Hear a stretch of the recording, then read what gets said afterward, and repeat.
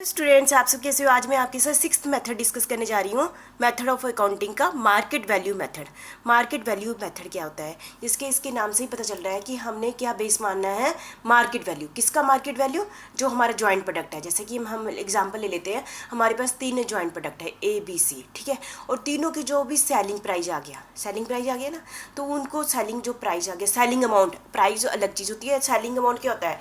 Price multiply by number of unit. जो selling amount आ गया, amount की क्या निकालो, रेशो निकालो। तो इस रेशो के बेस पर हम क्या करेंगे, टोटल खर्चे मतलब मटेरियल, लेबर, ओवरहेड, सारे खर्चे को इकट्ठा कर दो और इस रेशो के हिसाब से तीनों प्रोडक्ट के बीच में हम क्या कर देंगे, बांट देंगे, ठीक है। तो उससे क्या होगा, उसकी कॉस्ट का पता चल जाएगा हर प्रोडक्ट की, और उसकी सेल वैल्यू में से उसकी प्रोडक्ट की वैल्यू, वो कॉस्ट को माइनस करेंगे तो हमारे सामने क्या आ जाएगा, प्रॉफिट आ जाएगा, ठीक है। तो मार्केट वैल्यू मेथड, ठीक है, इसको हम करते हैं। अभी मैं आपको एग्जाम्पल से भी समझाऊंगी जो भी मैंने बोला है, तो इससे आपको ज़्यादा अच्छे ढंग से क्लियर हो जाएगा, ठीक है।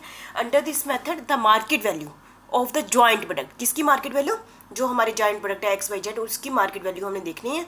Are used to apportion the joint cost. Joint cost मतलब किस अपोर्शन का मतलब जो बांटना इन तीनों प्रोडक्ट में, किसको? जॉइंट कॉस्ट क्या हुई? मटेरियल, लेबर, ओवरहेड ना, टोटल को incurred up to the point of separation. कब तक की कॉस्ट को बांटना है। ऐसे देखो, जो सेपरेशन तक की कॉस्ट को, सेपरेशन के बाद तो उन हर प्रोडक्ट की अपनी अपनी कॉस्ट हुई, एक्स्ट्रा कॉस्ट हुई, उसको नहीं देखना हमने सिर्फ किस कॉस्ट को बांटना है, जो उनकी जॉइंट कॉस्ट है। बात वो तो वही बनती है ना, जॉइंट कॉस्ट को ही बांटेंगे ना।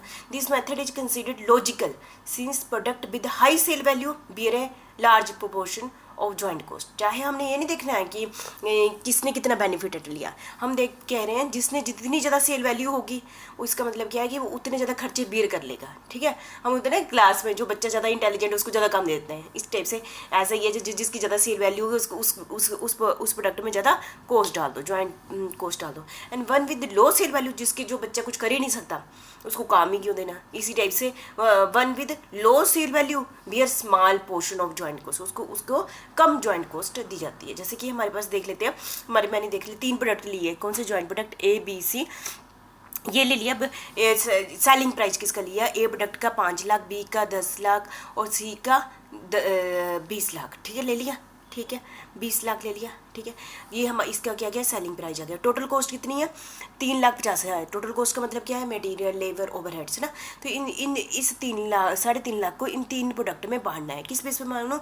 हमने कहा जो सेलिंग प्राइस है ना, सेल प्राइस आया ये वाली 5 लाख, 10 लाख, 20 लाख, इसकी रेशो निकालो। इसकी रेशो निकली 5, 10, 20, 5, 10, 20 निकली, ठीक है। 5, 10, 20 को ऐड कर दो, कितना बन गया? 35। जीरो हटा देना, ये गलती से लग गई है। 5, 10, 20 डिवाइड बाई 35, 35, 35, तो ये आ गया 50,000, 1 लाख, 2 लाख, तो 3.5 लाख बन गया। तो इस हिसाब से हम ये 3.5 लाख को इस रेशो के हिसाब से इसमें बांट देंगे। 5 लाख, 10 लाख और 50,000, 1 लाख, 2 लाख में बांट देंगे। तो पता चल गया आपको कि टोटल कॉस्ट को तीनों प्रोडक्ट में कैसे बांटना है, उसकी सेलिंग प्राइस की, टोटल सेलिंग प्राइस की रेशो के हिसाब से, ठीक है।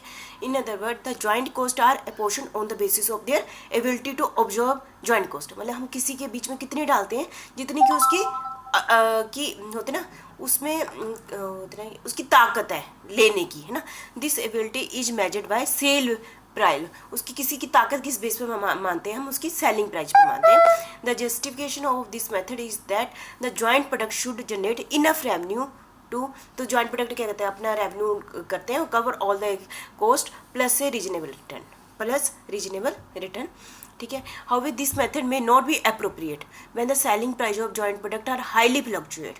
जब सेलिंग प्राइस क्या होता है, बहुत ही फ्लक्चुएट होते रहते हैं, तब ये वाला मेथड कहते हैं ठीक नहीं है। क्या? मार्केट की बेस पर, सेलिंग प्राइस की बेस पर खर्चों को बांटना। यदि चेंज होते रहे तो अगले महीने फिर हमारा मतलब कि क्या होगा, यदि चेंज होते रहेंगे तो जैसे ABC लिए ना, तो उनकी आप जो रेशो चेंज होती रहेगी, ठीक है।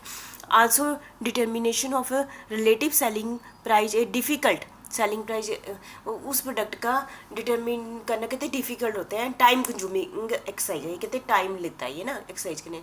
फिर भी हमने इस मेथड को आगे 4 भागों में बांटा है, और मैं आपको विद एग्जांपल समझाऊंगी मार्केट वैल्यू मेथड कैसे। There are 4 method. Market value at the point of separation, मतलब कि मार्केट वैल्यू कब देखनी है? देखो, हम प्रोडक्ट जॉइंट प्रोडक्ट बनाते हैं, एक तो सेपरेशन पॉइंट होता है ना, जब तक इकट्ठे थे, तब तो वो इकट्ठे होने के बाद फिर वो प्रोडक्ट क्या हो गया, 3 बन गए, फिर उन पर कुछ कुछ प्रोसेसिंग, फिर खर्चे हुए। जब वो इकट्ठे थे, जिस टाइम वो इकट्ठे होने के बाद अलग हुए ना, उस टाइम पर जब तक उनका एंड पॉइंट इकट्ठे होने का, उस टाइम उनकी सेलिंग प्राइस क्या थी, ठीक है। तो उसको उस समय देखना उसका सेलिंग प्राइस। और market value after further processing, एक होता है कि हमने 3 प्रोडक्ट पहले इकट्ठे थे, फिर बाद में क्या किया, उनमें और काम किया, तीनों का अलग अलग, फिर उसके बाद उसकी सेलिंग प्राइस आई और उसको बेस मान लिया, ठीक है। इसको डिटेल में कराती हूँ, फिर क्या इसके ड्रॉबैक है वो भी बता दूंगी मैं। मार्केट वैल्यू ले लेना, less completion cost of individual product, है ना, कि और ये क्यों किया, इसकी जो कमियां को पूरा करने के लिए ये वाला मेथड अपना लिया। और नेट वैल्यू मेथड, ठीक है। इन चारों को मैं डिटेल में विद एग्जांपल आपके साथ नेक्स्ट वीडियो में डिस्कस करूंगी, ठीक है। तो आपको समझ आ गया मार्केट वैल्यू मेथड